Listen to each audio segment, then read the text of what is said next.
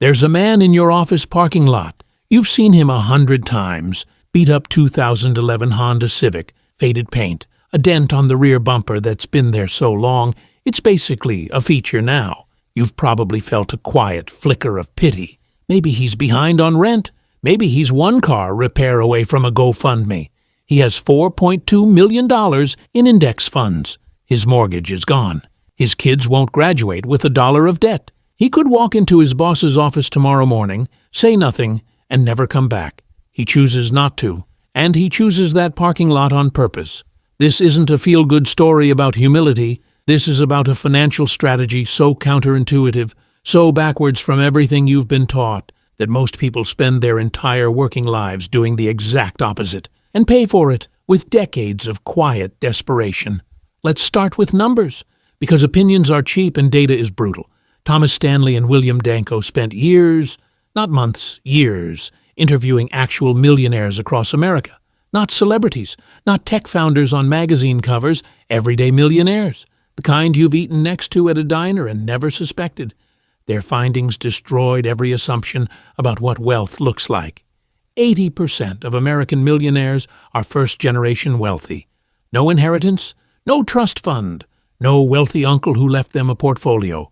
They built it themselves from scratch, while people around them were financing BMWs. Half of them have lived in the same house for more than 20 years. They're more likely to drive a Ford than a Bentley. Researchers found them clustered not in luxury zip codes, but in middle-class and blue-collar neighborhoods. Stanley and Danko themselves admitted this surprised them. They expected the opposite. The explanation, once you hear it, is obvious. People in high-income professional jobs tend to spend their money on status. It's a visibility game. The corner office, the German car, the watch that costs more than some people's annual salary. They want the world to know they've arrived. Actual wealth builders are playing an entirely different game, one most people don't even know exists. Here's what nobody shows you in the personal finance content you scroll past at 11 p.m. An Experian automotive study found that 61% of Americans earning over $250,000 drive Hondas, Toyotas, or Fords. Not Porsches, not Range Rovers, regular cars that blend into any strip mall parking lot in America. Meanwhile, 8% of people earning under $100,000 own luxury vehicles. They're spending $60,000 on a car while earning $50,000 a year. One group looks wealthy. The other group is wealthy. These are rarely the same people. Dave Ramsey's research on millionaire behavior confirmed it. The top car brand driven by millionaires, Toyota. Number 2, Honda. Number 3, Ford. BMW doesn't appear until number 6. Mercedes doesn't crack the list at all. Jeff Bezos drove a Honda Accord for years after Amazon took off. Mark Zuckerberg was spotted in an Acura TSX. Larry Page, co-founder of Google, drove a Toyota Prius. Warren Buffett still lives in the Omaha house he bought in 1958 for $31,500, a house worth roughly $1.4 million today, in a neighborhood where his neighbors have no idea they're living next to one of the wealthiest humans in history. These aren't people who can't afford better. They're people who decided that looking wealthy isn't worth the price of actually being wealthy. Do the math once, and you'll never forget it. The difference between buying a $30,000 car versus an $80,000 car, that $50,000 gap invested at 7% annual returns over 25 years, becomes approximately $270,000. That's not the price of a car. That's the price of looking like you have money. Over a century ago, sociologist Thorstein Veblen introduced the concept of conspicuous consumption. His observation was simple. People don't just buy things for what they do. They buy things for what those things signal to other people. A $50,000 watch tells time exactly as well as a $50 watch. The extra $49,950 doesn't buy better timekeeping. It buys a signal, a broadcast to strangers that you've made it. Research has since confirmed what Veblen suspected. People who view money as a symbol of power and social status report lower levels of financial satisfaction They buy expensive things to impress people they often don't even like, without any actual plan for their financial future. The pursuit of appearing wealthy creates the exact conditions that prevent actual wealth from forming. Every leased BMW is a monthly payment that could have become shares in an index fund. Every designer bag is compound growth that never happened. Every status symbol carries an opportunity, cost measured in decades, and the cruel irony is that the people paying that cost usually don't know it until it's too late. Stanley and Danko had a term for this. They called purchases like these million-dollar choices, because if those choices hadn't been made, the person making them would, quite literally, have over $1 million more. They gave a specific example. One couple smoked 3 packs a day for 46 years. The total cost of those cigarettes exceeded the value of their home by $33,000. Had they invested that money instead, they'd have had a portfolio worth over $2 million. Luxury car payments, designer wardrobes, upgrading your house every 5 years to impress people who'll forget they visited. Same math, different vices. Here's something nobody in personal finance tells you, and it's one of the most practically valuable insights in this entire script. When you look wealthy, you pay more for everything. Warren Buffett once observed that he never worried about being overcharged because nobody knew he was wealthy. Think about what that actually means. Car dealers quote different numbers based on what you're driving when you pull in. Contractors price jobs differently depending on the neighborhood they're entering. Service providers of every kind calibrate their prices to perceived ability to pay. The person who looks wealthy pays a premium on every transaction for the rest of their life. The person who looks ordinary pays the standard rate. That differential, accumulated across a lifetime of purchases, cars, renovations, legal fees, financial advice, medical services, is not a small number. It's not even a medium number. It's enormous, and it's entirely invisible to the person paying it. But the financial pricing differential is only part of the story. Javelin research found that 8.1% of high-net-worth individuals experienced identity theft, compared to 6.4% of the general public. A joint study by Experian and the Department of Justice found that affluent Americans are 43% more likely to experience identity theft than average. The more visibly wealthy you are, the larger the target painted on you.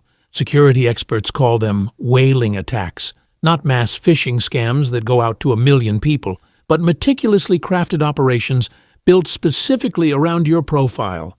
Attackers impersonate financial advisors, private bankers, even family members to extract wire transfers or sensitive account information. These aren't amateurs, they're professionals who study you before they approach. The Federal Trade Commission reported that Americans lost $10.3 billion to fraud in 2023.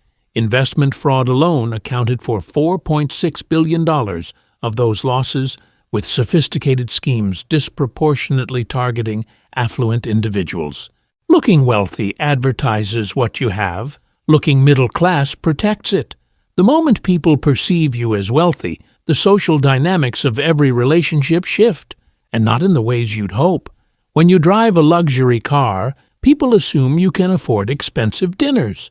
When you wear designer clothes, colleagues expect you to pick up the tab. When you move into an affluent neighborhood, the baseline spending of everyone around you starts inflating your own expectations. Research on social comparison shows that status is entirely relational. It only exists relative to other people. And in high inequality environments, the pressure to signal status becomes more aggressive, not less. The man driving the old Honda maintains something money genuinely cannot purchase: authentic relationships. Nobody treats him differently because of perceived wealth. Nobody expects him to pay more than his share. Nobody resents him for having more. Nobody is friends with him because of what he might do for them financially. Research on high-net-worth individuals consistently surfaces what's called the paradox of affluence: increased financial power paired with decreased interpersonal trust. The visible wealthy person can never be fully certain whether someone genuinely likes them or is simply navigating toward their money. The invisible wealthy person never has that problem. Stanley and Danko built a framework inside the Millionaire Next Door that is, without exaggeration, one of the most useful lenses ever created for understanding financial behavior. Not income, not education, not career, behavior. They divided people into two categories: PAWs, Prodigious Accumulators of Wealth; UAWs, Under Accumulators of Wealth. Here's the part that will make you sit with this for days. The categories have absolutely nothing to do with how much you earn. A janitor making $50,000 a year can be more of a PAW than a surgeon making $700,000. The determining factor isn't salary. It's what you do with it. They even gave you a formula to calculate exactly which category you're in right now. Multiply your age by your pre-tax annual household income. Divide by 10. That number is what your net worth should be if you've been handling money responsibly. 40 years old, earning $150,000 a year. You should be sitting on approximately $600,000 in net worth. If you're significantly below that number, and most people are, you're a UAW. You're earning and spending, running in place on a very expensive treadmill while telling yourself you'll start saving seriously next year. UAWs aren't stupid people. That's the uncomfortable part. They're often the most educated people in the room. Doctors, lawyers, consultants, executives. They understand compound interest intellectually. They've read the articles. They've nodded along to the podcasts. They just don't apply it behaviorally because their spending is driven by something deeper than logic. Stanley and Danko called it the better than theory. Every purchase is a quiet attempt to signal superiority. Better car than the neighbor. Better watch than the colleague. Better vacation than the sibling. Better kitchen renovation than the couple down the street whose Instagram posts made you feel subtly inadequate for 6 days. The purchases feel like rewards. They feel like evidence of success. What they actually are is a systematic destruction of the future, executed one seemingly reasonable decision at a time. Let's make this concrete, because abstract financial advice evaporates. Specific numbers stay with you. 2 people, same job, same salary, $200,000 a year. Person A saves 25% of their income. That's $50,000 a year going into investments before market returns touch it. They drive a sensible car. They live in a house that's comfortable, not impressive. Their clothes don't have logos. Their vacations are real but not curated for social media. Their colleagues assume they're doing okay, nothing more. Person B saves 5%. That's $10,000 a year, the rest absorbed by a lifestyle carefully engineered to communicate success. Leased luxury car, designer wardrobe refreshed seasonally, dinners at restaurants where the bill confirms you've arrived, a house in the right neighborhood, mortgage to the edge of what the bank will approve. Colleagues assume they're thriving. Same income, same years, same job title. After 25 years at a 7% average annual return, Person A has approximately $3.4 million. Person B has approximately $680,000. Person A looks middle class. Person B looks wealthy. Person A is wealthy. Person B is, statistically, one serious emergency from genuine financial crisis. The gap isn't luck. It isn't talent. It isn't a secret investment strategy or a well-timed stock pick. It's the compounding of a single daily decision, made thousands of times across decades. Do I spend this to signal status, or do I keep it and let it work? Person B has memories of nice things. They have a wardrobe full of items that depreciated the moment they were purchased. They have stories about expensive experiences. Person A has options, real, unconditional, sleep well at night options, the kind of options that mean no boss, no economy, and no unexpected disaster can put them on their knees. Only one of these people is actually free. This part of the research doesn't get discussed enough, and it should. Stanley and Danko found a negative correlation between receiving financial gifts from parents and actually accumulating wealth as an adult. Read that again. The more money affluent parents gave their adult children, the less those children accumulated on their own. The mechanism is psychological, not financial. When parents visibly display wealth and consistently provide financial support, children receive a subconscious message. You don't need to build this yourself because it already exists. They stop distinguishing between wealth they generated and wealth they inherited. They perceive themselves as more financially capable than they actually are, while simultaneously developing consumption habits calibrated to a net worth they haven't earned. The result? A generation that looks comfortable because of what their parents built, without the behavioral foundation to sustain or replicate it. Parents who look visibly wealthy face constant social pressure from family. There are always requests for help with a down payment, for covering a shortfall, for subsidizing a lifestyle that never quite got fully funded. Extended family members develop resentment or entitlement based on what they can see. These dynamics are exhausting and corrosive. They turn financial success into a source of relational conflict rather than security. Parents who appear middle class while quietly accumulating wealth can provide support strategically, on their own terms, without social pressure driving the timeline. Their children develop self-reliance because they don't know a safety net exists. Their family relationships stay uncomplicated by visible financial inequality. The invisible wealth protects not just the parent's balance sheet, it protects the family's relational ecosystem. There's a concept in behavioral psychology called hedonic adaptation. It describes the human brain's stubborn tendency to return to a baseline level of happiness regardless of what positive change occurs. You buy the BMW. For 3 weeks, every commute feels like a victory lap. Then it becomes normal. Then it becomes invisible. Your baseline resets, and now you need something bigger to produce the same emotional response. The treadmill doesn't stop. It speeds up. Every visible status purchase follows this curve. Maximum emotional impact on day 1, diminishing returns every day after, zero impact within months, a permanent reduction in available capital for the rest of your life. Invisible wealth operates on an entirely different psychological mechanism. The growing net worth doesn't adapt away. The knowledge that you could handle any emergency, that you could walk away from any situation, that your future is structurally protected, provides a constant background sense of security that influences everything. Decisions become less fear-driven, relationships become less transactional. The 3 a.m. anxiety about money, a specific particular kind of dread that anyone who's experienced it recognizes immediately, simply stops. The visible wealthy person is on a permanent maintenance treadmill. Every year requires new purchases to signal continued success. The narrative must be sustained. The performance must continue.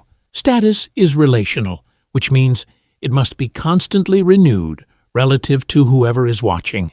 The invisible wealthy person has exited that game entirely. Their identity isn't constructed from what they consume. They're not performing for an audience. They know exactly what they have, they know it's secure, and they know that the strangers noticing their old Honda in the parking lot are forming a completely incorrect assumption, and that this incorrect assumption is working in their favor in ways those strangers will never understand. Something interesting has been happening in the last few years. The culture is beginning, haltingly, to catch up with what the research has known for decades. Bain & Company's 2024 luxury report noted that affluent consumers are increasingly prioritizing craftsmanship and longevity over visible logos and obvious branding. A 2024 Accenture survey found that 52% of global shoppers now prefer content creators who showcase practical living over aspirational excess. When the HBO series Succession ended, searches for Loro Piana, a brand so understated most people have never heard of it, spiked globally. The appeal wasn't flashy, it was the opposite. Clothing with no visible logo, quality that only registers if you already know what you're looking at, wealth that announces itself only to the people wealthy enough to recognize the signal. This is being called stealth wealth in trend pieces, as if it's a new idea. Stanley and Danko documented it 30 years ago. Warren Buffett has been practicing it for 60. The trend pieces just make it visible to a generation that was told the opposite their entire lives. The cultural shift matters because it changes the social cost of living below your means. A decade ago, driving a modest car on a high income felt like a social liability. Today, it's increasingly recognized, at least in certain circles, as a mark of genuine financial sophistication. Here's what it actually means to be wealthy. Not what it looks like, what it actually is. It means your decisions are not driven by financial fear. It means no employer holds unconditional leverage over your life. It means you can take the risk, turn down the client, leave the toxic situation, move to the city, or stay exactly where you are, because your options are real and they are yours. It means when something goes wrong, and something always goes wrong, it's a problem to be solved, not a catastrophe that dismantles your life. The 2011 Honda Civic in the parking lot isn't a symbol of struggle. It's a symbol of a specific, deliberate, deeply rational choice. It represents the decision to opt out of a performance that costs a fortune and pays nothing. It represents the compounding of decades of unfashionable decisions into something that can't be repossessed, can't be leased away, and can't be depleted by someone else's opinion of you. The co-workers who feel a flicker of pity when they see it will work until they are 70 because they have no choice. The man driving it could have stopped working years ago. A 2025 Empower study found that 62% of everyday millionaires still budget, still shop deals, still avoid extravagant lifestyles after crossing the $1 million threshold, not because they have to, because they understand that the habits that built the wealth are the same habits that protect it, and that the game isn't won at $1 million. It's won when the compound growth is large enough that time itself is working harder than you ever could. The most expensive thing most people ever buy isn't a house. It isn't a car. It isn't a college education. It's the need to look like they have money, and most of them pay for it their entire lives.